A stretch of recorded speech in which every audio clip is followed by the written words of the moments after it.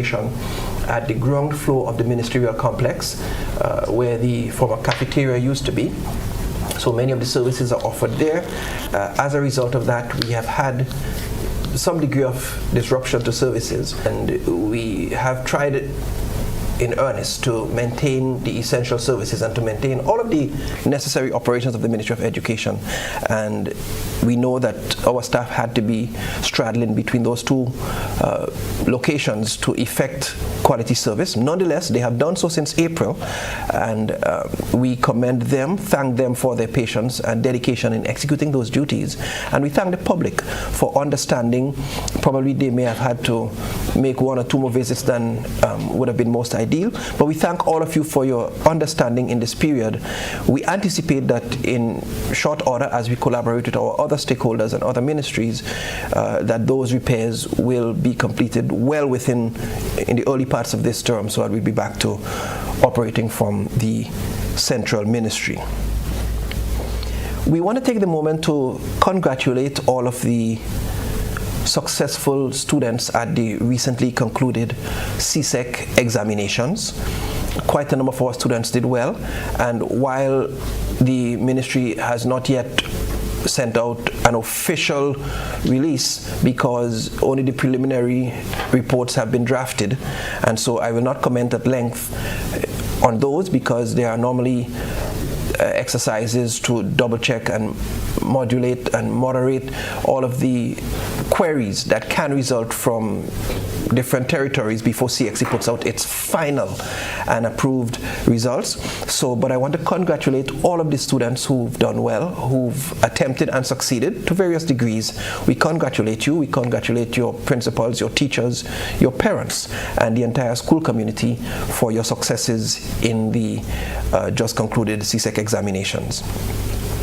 I wanted to take the opportunity to notify the public that the Ministry of Education is welcoming, as of only this week, a new Chief Education Officer in the person of Dr.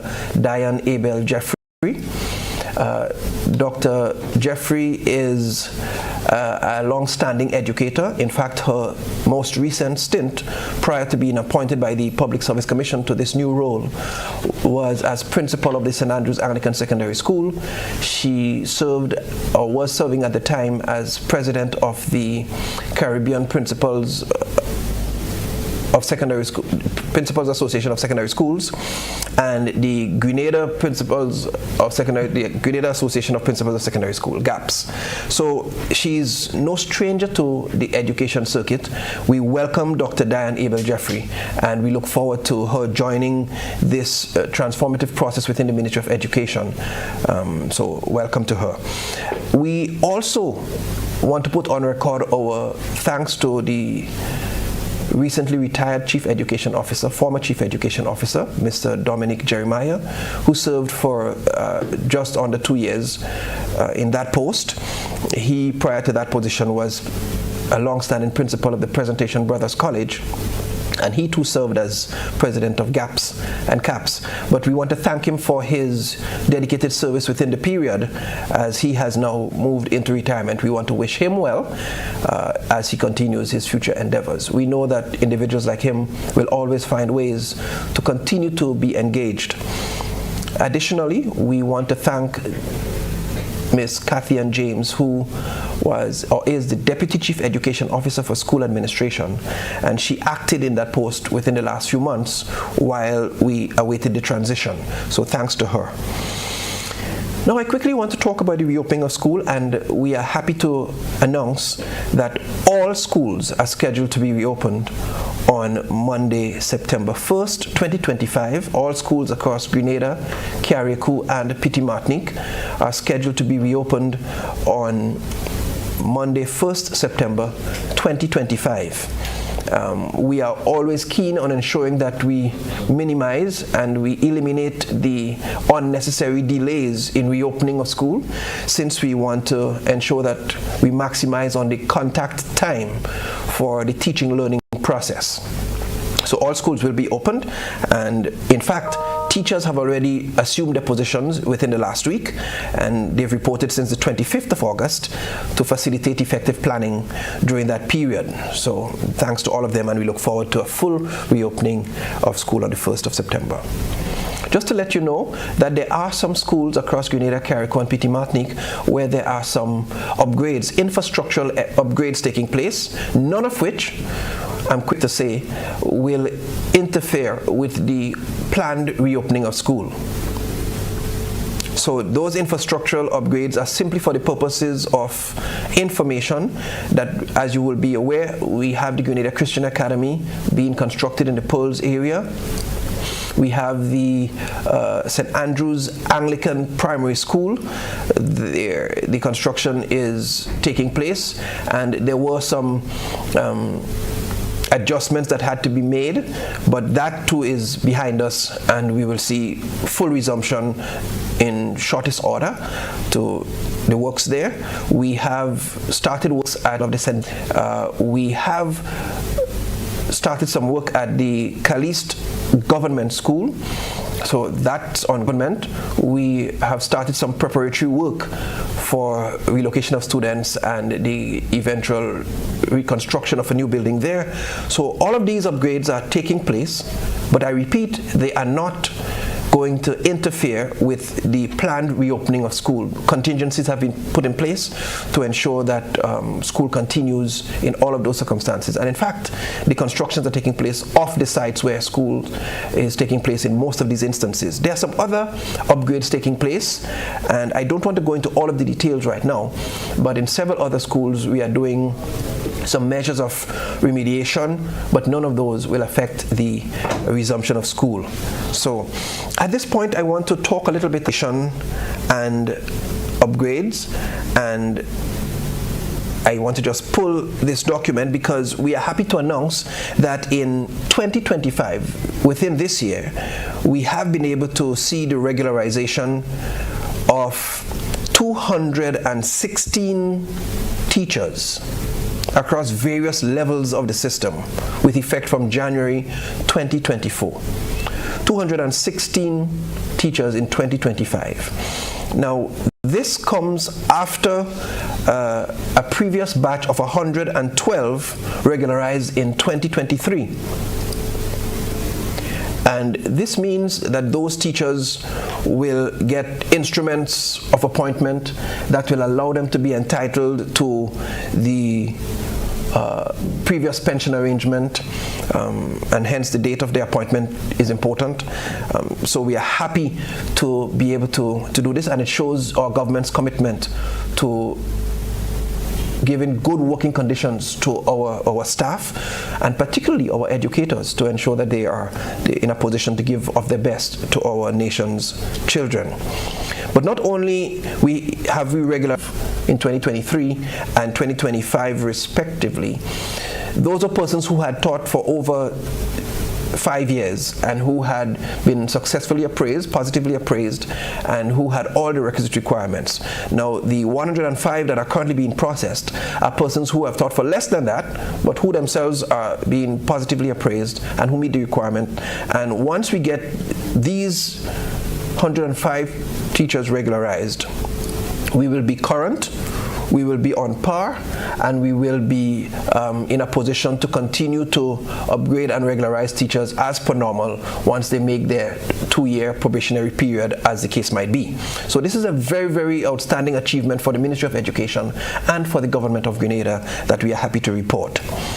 Additionally, I want to bring to our attention the Cabinet's approval for the upgrade of 9 technical teachers since 2009, where some teachers who had done studies at the University of Technology in Jamaica in the technical area, they did not receive the equivalent certification and upgrades since that period. It meant that those teachers were denied their requisite upgrades, their requisite increments, their requisite benefits, and we are happy that the Cabinet has since this year approved the upgrade after having consulted. But I want to just allow us to understand that when we talk about centers of excellence that are internationally accredited, we can't just jump up and do something, because we want to make sure we don't just offer you a course or offer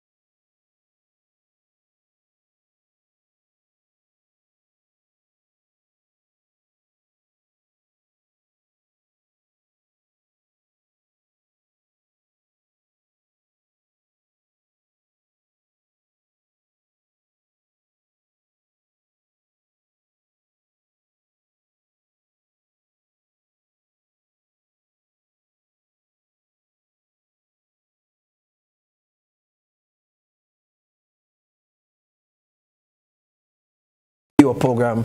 And when you go to Barbados, state-of-the-art agricultural processes, the aquaponics, the apiculture, and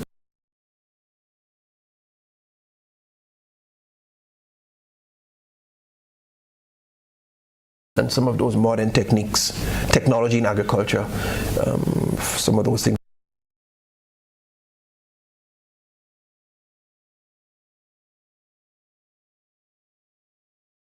will be done there. Then the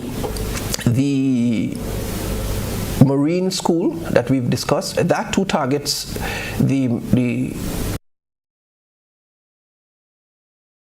T.A. Marichaud Community College campus in Carriacou, Martinique, since that campus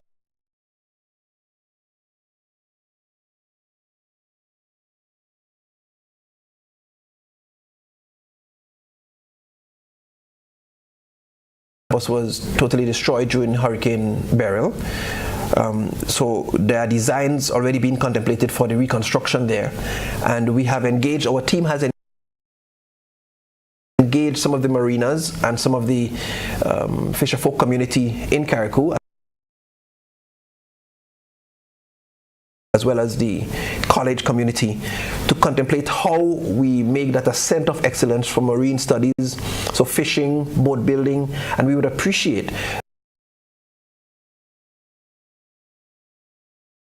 that the boat building technology is a big thing for the livelihood in Carriacou.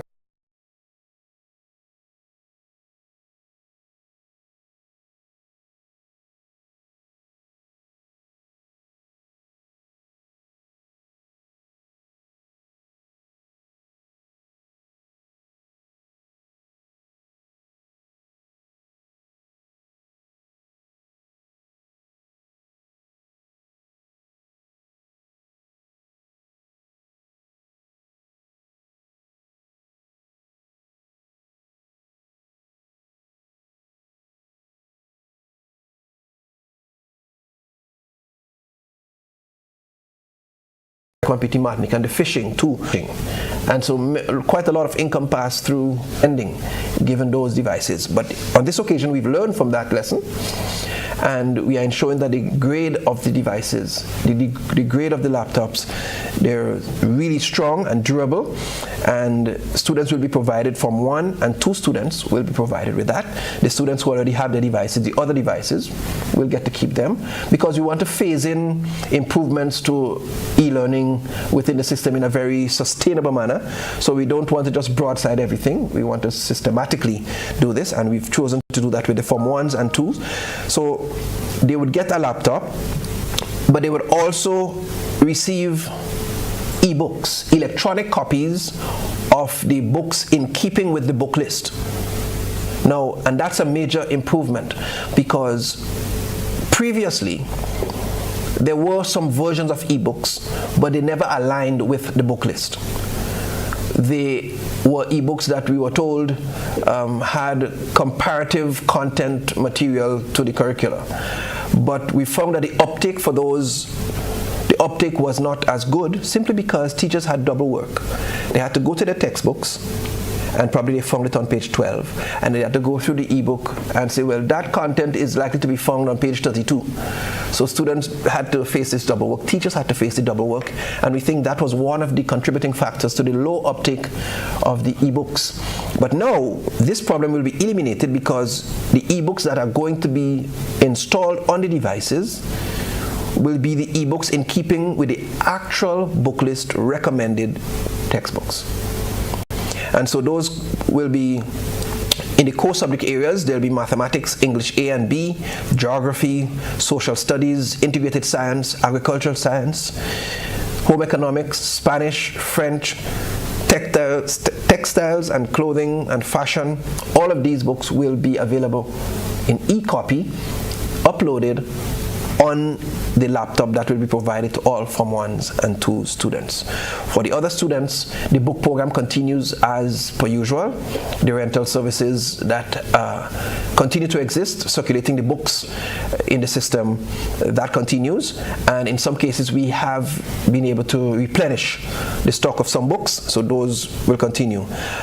Copies of ebooks for some books will also be made available to teachers, building and furniture technology, electronic document preparation and management, those will be available to teachers, physical education, history, visual arts, health and family life education, right?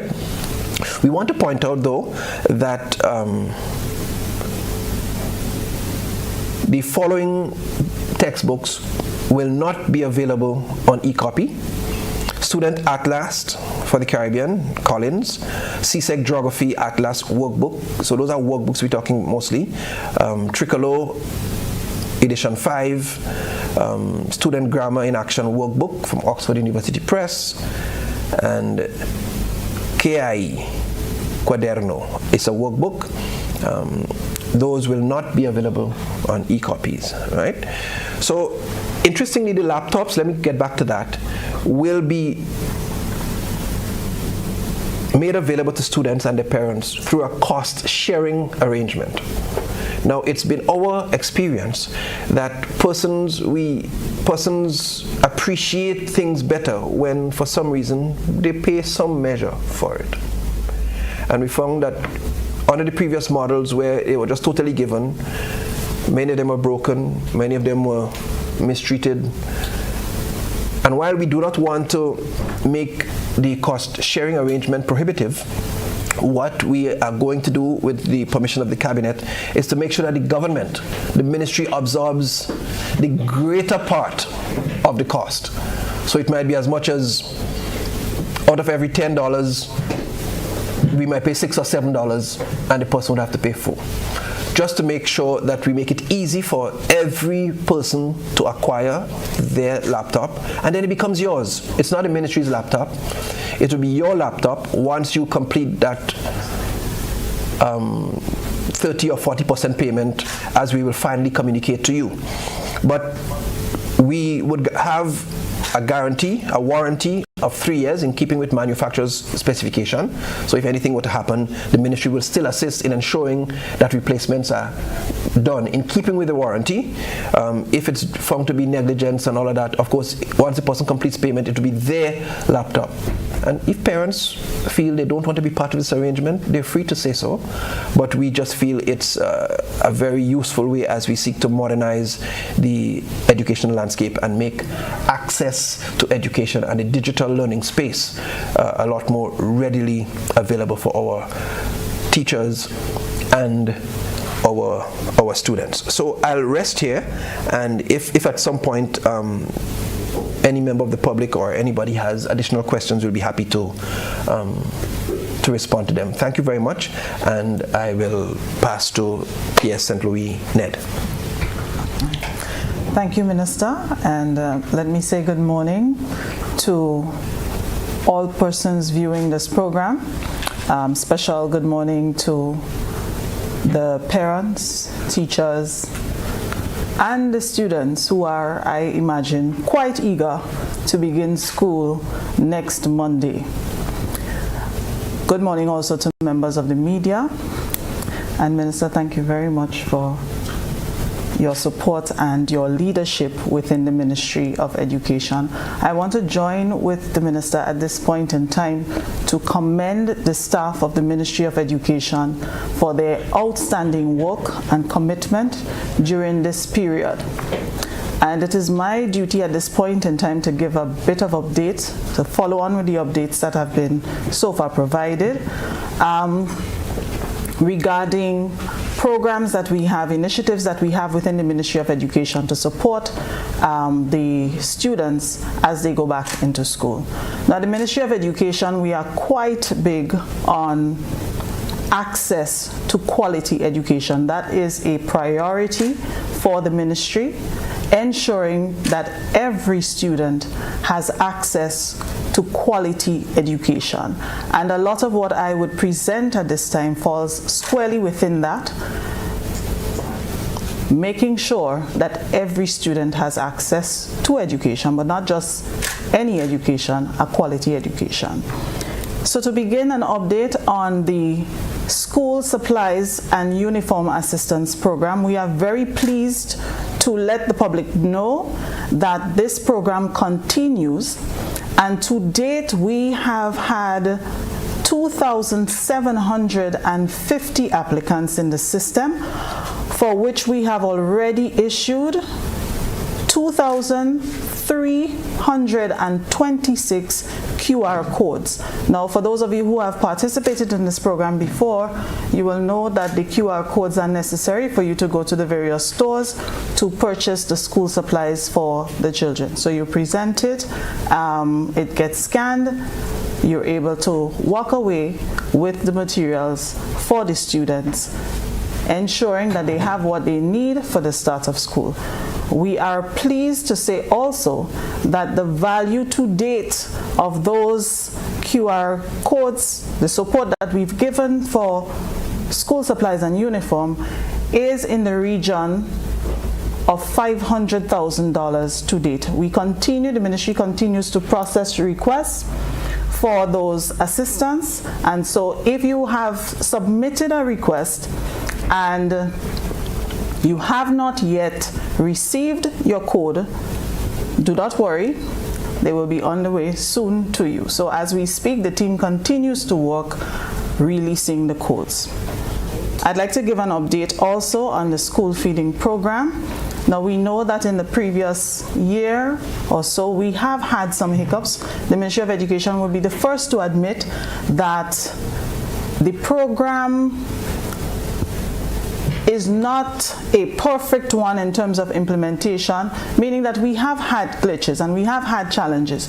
But we are pleased to say that we have had a 60% increase in the number of students accessing the program over the last 2 years, so that our numbers to date stand at 16,000 children who access the program on a daily basis.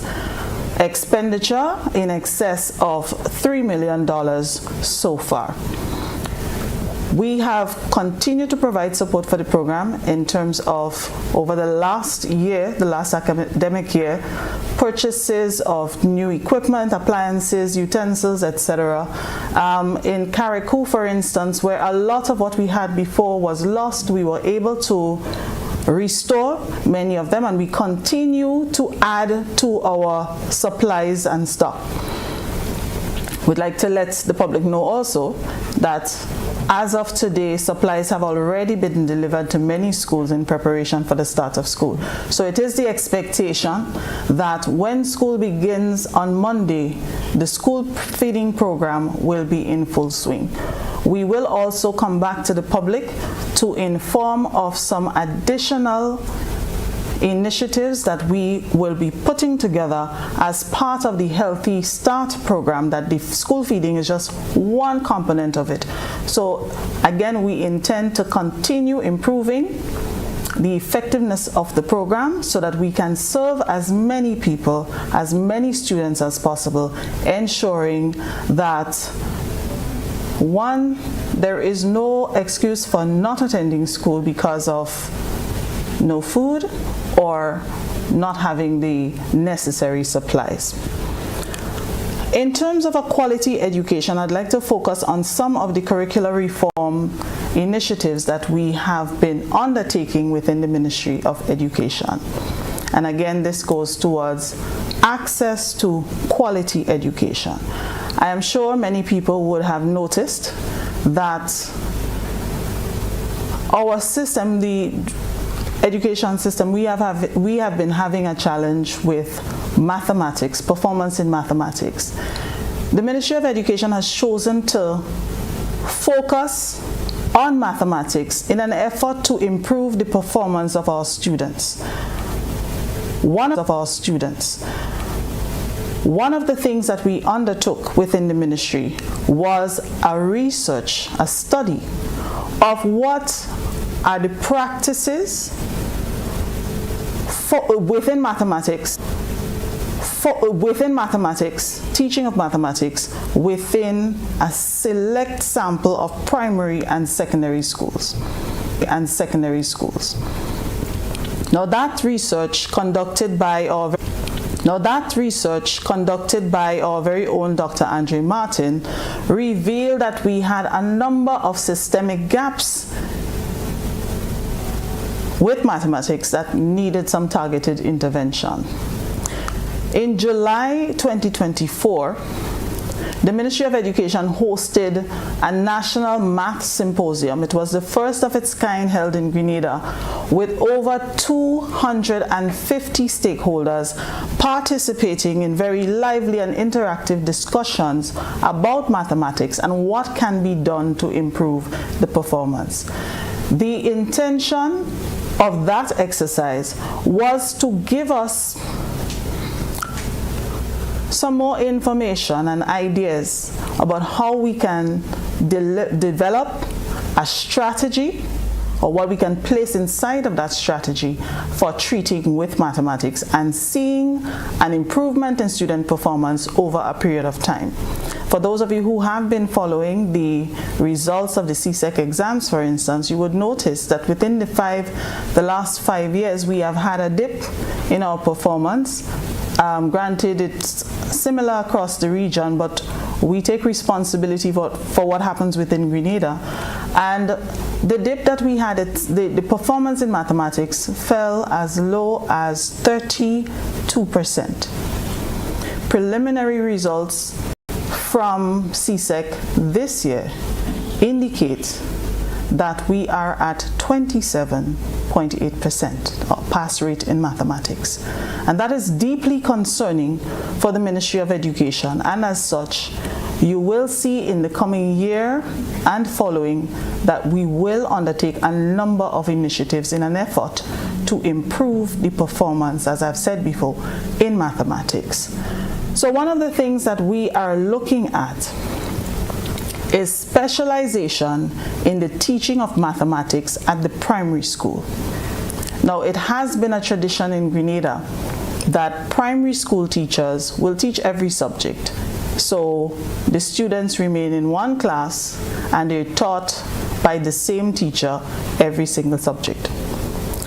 We are intending to change this, and so we are launching this year a pilot program in which we will have 14 schools participate. Our intention again is to expand the program following the pilot. But what we are doing is identifying teachers who will be solely responsible for teaching mathematics to grades 3 to 6 within the primary school. So for the children who will be going into those select schools, those schools who are in the pilot, and you're going into school this year, you will find, if you are in grades 3 to 6, that you will have one math teacher, and then you will have another teacher for other subjects. It's a bit different from what we are used to in the primary school, but we are moving a little bit more, we're moving closer to what happens in the secondary school, where you have specialized teaching. And we are hoping that through this, we will have mathematics taught by people who have the passion for it, the training for it, and are able to introduce new strategies within the classroom that make mathematics fun and not scary for children. And so it will aid in the learning. We are also ensuring that we resource the schools. And so this year, starting this term, because we are working on it already and they're almost done, 6 schools will receive math labs, and they will be equipped for teaching mathematics. For the schools who are not receiving math labs, the ministry has committed to providing tools for instruction, manipulatives, etc., that will aid in mathematics teaching coming alive for children, and again building interest, because we know that children tend to learn better when they are interested in what is being taught. So you can look out for math labs, specialized teaching of mathematics. And for the teachers, we also will be providing additional training and support so that they can strengthen their delivery within the classroom. We are pleased to announce that we are partnering with the Commonwealth of Learning to train up to 30 teachers at the primary and secondary level in what is called ACT in Mathematics, which is a regional program that was started last year, so that Grenada is now part of the second cohort of the program. It will be delivered through a hybrid methodology to teachers, and the intention is to introduce them to new strategies for the teaching of math. All of this, of course, going towards ensuring that our teachers are equipped, our schools are equipped, and we can do something about the less than desirable performance that we have been seeing over the last few years, over time in mathematics. Now we have some additional initiatives that have been implemented thus far. So we are looking this year to have the implementation of the OECS harmonized primary curriculum in primary schools. We are also pleased to say that we recently signed on to what is called the WHISTLE project, which is a Windward Islands Sector Transformation for Learning Enhancement project, a $10 million US system transformation grant by the Global Partnership for Education, and it is supported by the World Bank. Now that project will see us successfully implementing an enhanced curriculum and assessment strategy for lower secondary schools. It is Windward Islands Transformation project. So I have to say up front that the entire $10 million does not belong to Grenada, but we have a portion of it. Our portion is in the region of $2.5 million. And so we are very, very happy to be beginning the process of implementing. The implementation stretches over a period of 4 years. And so by the end of that period, you will see a new curriculum in lower secondary schools. Much talk has been made over time about the number of subjects that are attempted at lower secondary schools, and even in terms of what our curriculum in the lower secondary school is aiming to produce in terms of the ideal Grenadian citizen. So this project is going to make us a little bit more targeted where this is concerned, and showing that the curriculum is advanced and that we would be able to contribute to the production, development of ideal Grenadian citizens. So that is the update in terms of the support that we've been providing and the reforms to curriculum. To be honest, there are many other things that are going on in the Ministry of Education. We cannot say all of it here today, but we do commit to letting you know as we go on the ways that we are seeking to improve the quality of education that is delivered, because we appreciate at the Ministry of Education that education is a matter of national development. And our development suffers when our education suffers. So we are committed to ensuring that the system is robust and can support the objective of a well-educated population that is capable of delivering the national development that we anticipate. Thank you very much as I pass over to P.S. Maureen. P.S. Maureen, before we go to P.S. Maureen, just want to ask you, you said Grenada's chunk of the Whistle project is 2.5 million. Is it US or EC? US. So US. The total is 10 million US, but we share that with St. Lucia, St. Vincent, and Dominica. Just want to make sure for Yes. those listening. Yes. Also, if my math is correct, and although our math scores are low, I think it's correct. Out of the 2,750 applicants for the school uniform, so far we have 2,326. So Processed. yes, so we have 424 remaining. For the parents and guardians worried, can you put their fears to rest that by the end of the week, hopefully they would have all that is needed so that their children can start school on Monday with what they need through the QR codes? Yes, I am attempting to put them mind at rest that we are working diligently to ensure that the remainder of the vouchers are given. All right. Thank you very much, P.S. Now to you, P.S. Maureen. Thank you. Thank you very much, Ms. Mitchell. Minister, of course, colleague P.S. Ned. Good morning to the listening, viewing public, wherever you are. We are pleased to bring you this critical update relative to education. I will speak with respect to, of course, the HRD Development Unit and some other things. I know you've had quite a mouthful, so I'll try to at least summarize as best as possible in terms of as I present the information to you. The public would recall that last year, after the passage of Hurricane Beryl, the government, of course, directed the Ministry of Education regarding some support, specifically to the students attending TAMCC and NULO on the mainland. And we delivered this through care packages. So, and it was for 10 months.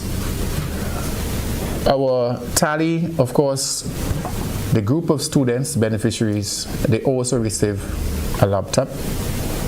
And our tally in terms of that investment amounted to $2.2 million.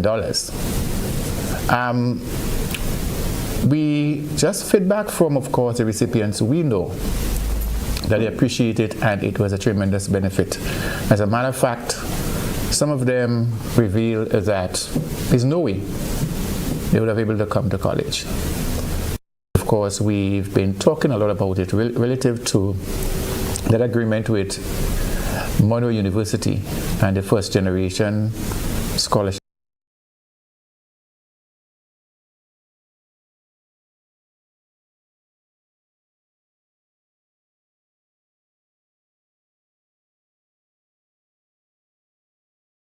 program.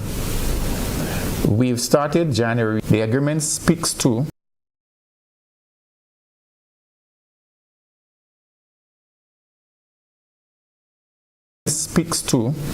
at least 50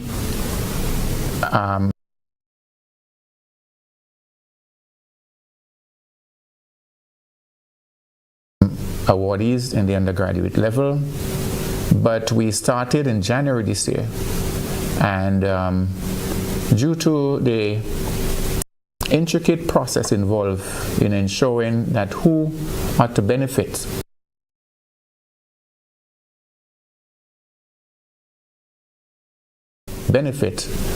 we had a first cohort delivered, of course, in January, and the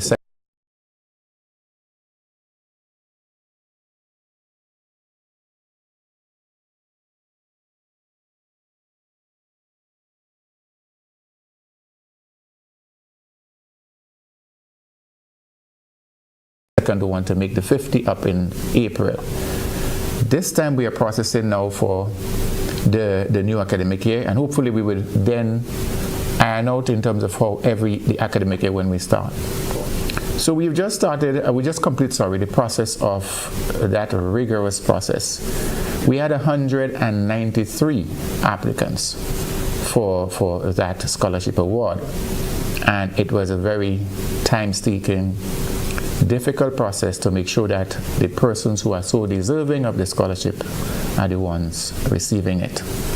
So we are happy that the cabinet has granted approval for 46 students, and that is these 46 students will study with 47 and plus one that will commence study in St. Lucia. So that's plus one. But 46 students will pursue this current year online.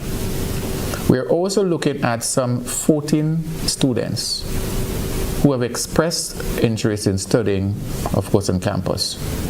We all know that we are late. We know the challenges that they're likely to endure relative to immigration. So we are going to offer those scholarships to commence in January instead. All right. So to date, based on the award, we now stand in terms of we have 96 one-way students now attending Monroe University, and there are other students attending Monroe that really is not part of the program. So we have 96, and then we'd have another 13 added going forward. Also, let me say that we've had very progressive conversations with Monroe University relative to fashioning a program that will speak to teacher education. And it came out of the discussion that one student in Grenada had with members of the university relative in terms of the desire. So as it is, Monroe has, as you know, this time of the year is a very busy period. So we have just completed the Cuba Awards, the People's Republic of China SG Award, and we also have an OECS Data Management Scholarship, a special scholarship given that is to empower the Central Statistics Office. So we've received approval from Cabinet for all these scholarship awards.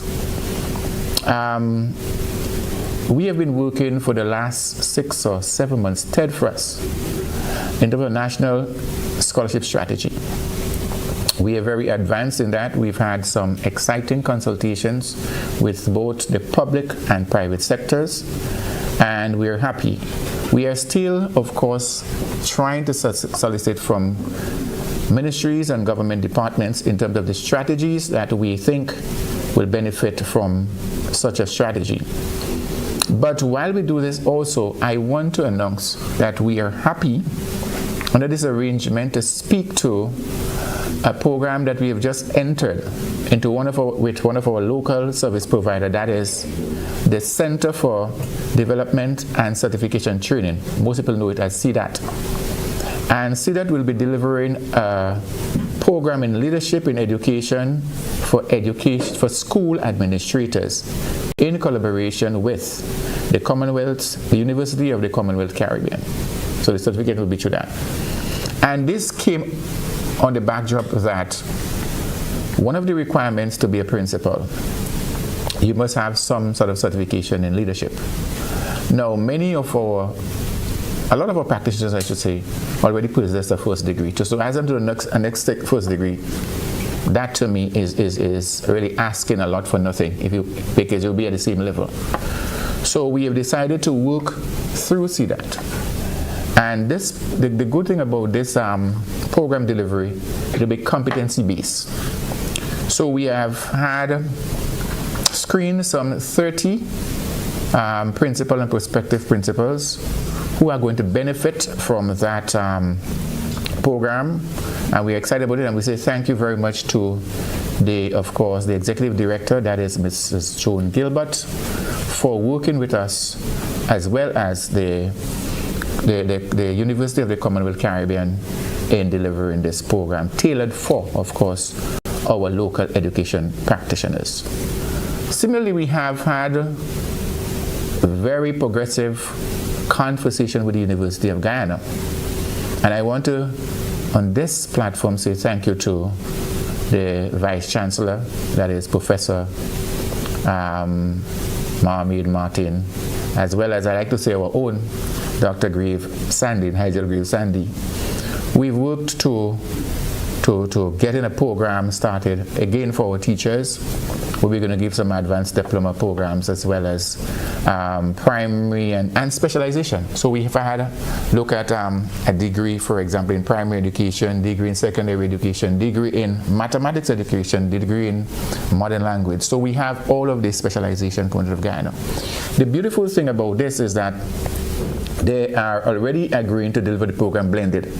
So the professors will visit us to make sure the quality check, but they can deliver part of the program online. I mean, one of the hallmark coming out of the COVID experience, the University of Guyana was able to put a lot of the programs, translate that into online programs, so it'll be seamless.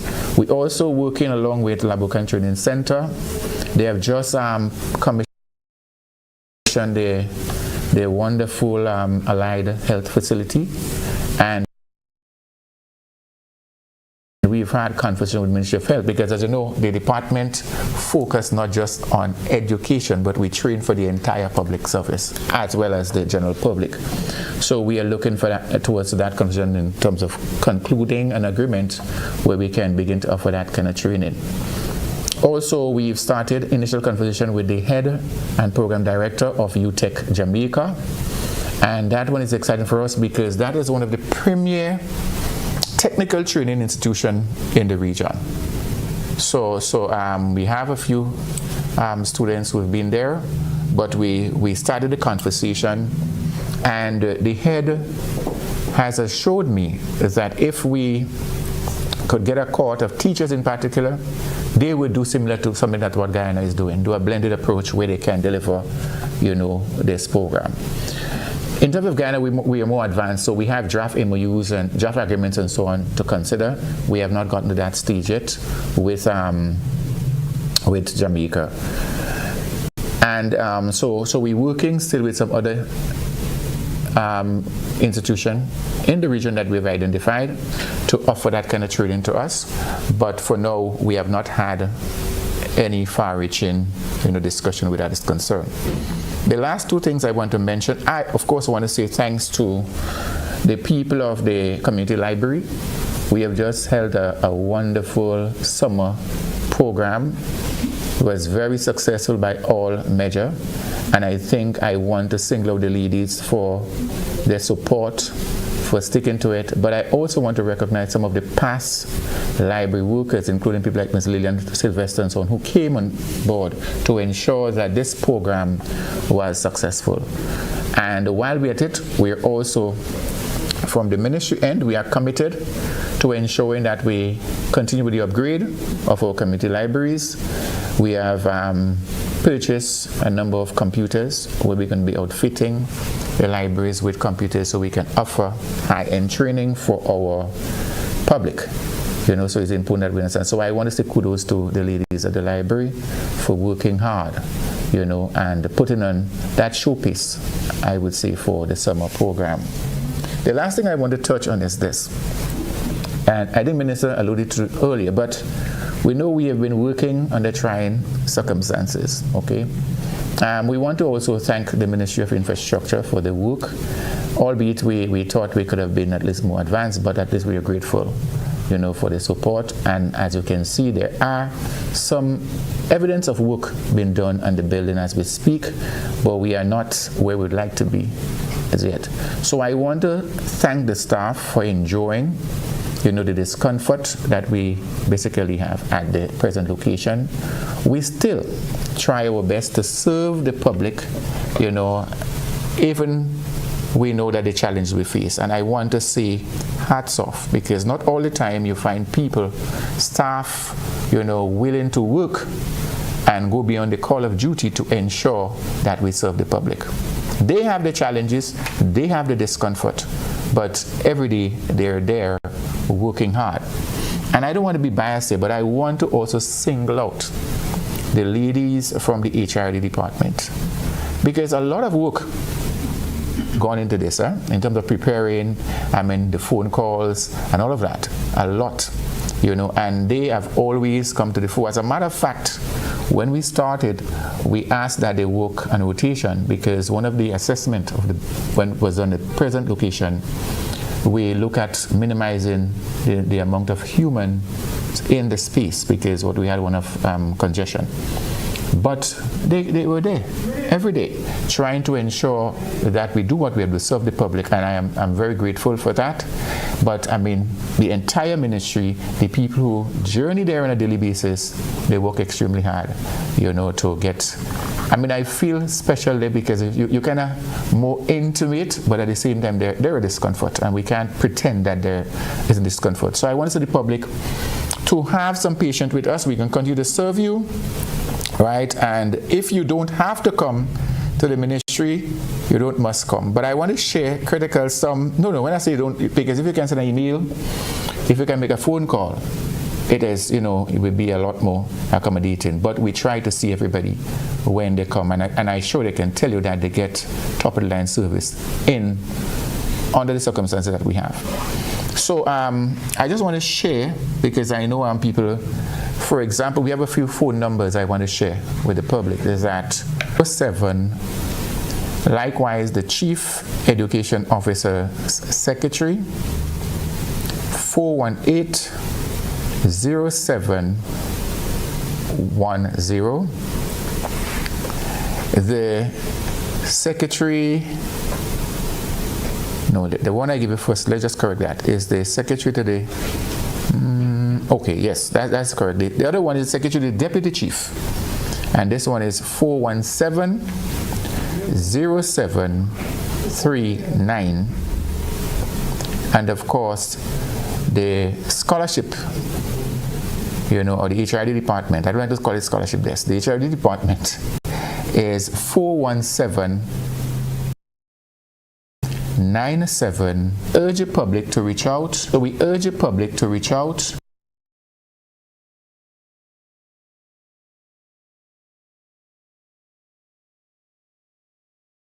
(9762).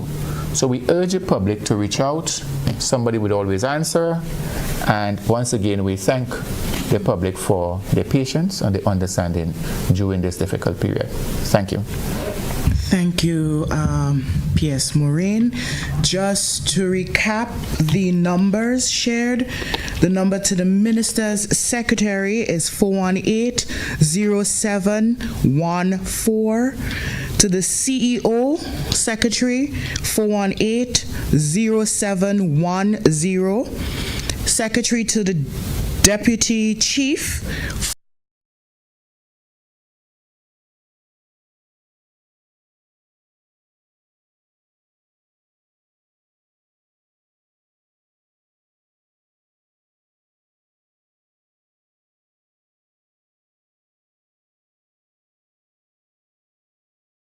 417-0739.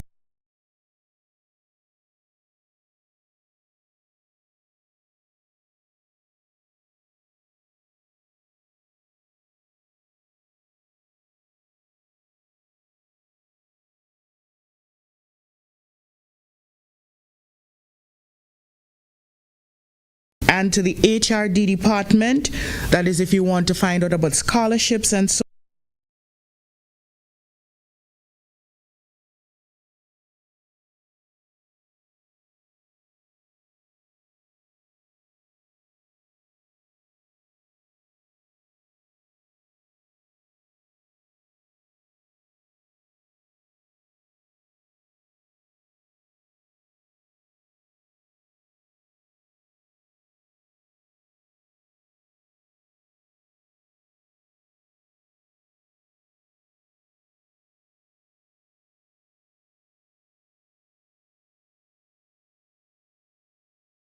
On 417-9762. So there you have it. You've heard from Minister for Education, Senator the Honorable David Andrew.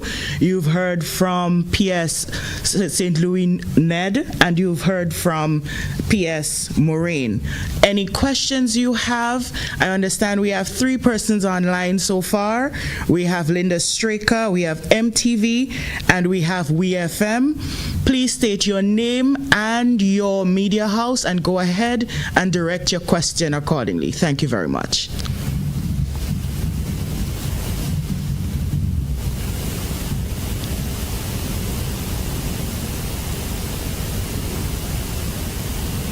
Do we have any questions?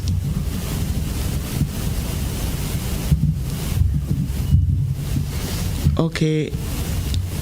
Yes. We have Ms. Straker on. Ms. Straker? Good morning. My first question, is there a limitation on the number of questions we can ask? Is there a limitation? 1, 2? At this time, we do not have a limitation, so you may go ahead. However, things can change, so just be minded. Okay, good morning and thank you. I'm going to start my first question with the minister pertaining to the laptops, where he said that parents would most likely have to pay between 30 and 40% of the cost of one of the laptops. Is he in a position now to tell us what is the cost of one of those laptops? Secondly, who purchases laptop on behalf of the government of Cost, while I can't give you the final figure, I think it's likely to be in the vicinity of $1,300 to $1,500. PSNet, if I'm out of point, you let me know. But when we did our preliminary calculation, the 30 to 40% will be the vicinity of $300 to $500, and there are various plans and packages that parents can be afforded to pay, whether it's in one-off payment or 2 or 3 or 4 payments over 1 year, over 2 years, as parents will be informed. In terms of the e-books, we have also worked with other agencies, and in fact, the one that we finally going to work with is Book Fusion. Book Fusion is a regional company, I think based out of Jamaica, I think it is. And they operate by linking with all of the publishers, so that they get all of the books directly from the publishers, and they provide a medium through which students can access the books electronically at a fee. Now, outside of that, we'd have to go to each publisher for each student, and that becomes cumbersome and a lot more tedious and a lot more costly. So working with Book Fusion will prove to be a lot more economical and over to our students. I don't know if I missed any parts of the question that PSNet would want to add. All right, so thank you. I hope that answers the question sufficiently. Well, it answers some of it, but my challenge is, seems that there is an issue with the internet. I don't know if it's my end or your end, because there were times she was going up and down. But I'll check the GIS for the recording to that answer. Then I'll know if I need to follow up with Sarana. Okay. My other question has to do with the school feeding program, and the PS said that there are a total of 16,000 students who are benefiting from the program, and for the last school year. And with regards to the upcoming year, supplies has already been sent to the schools. Now, in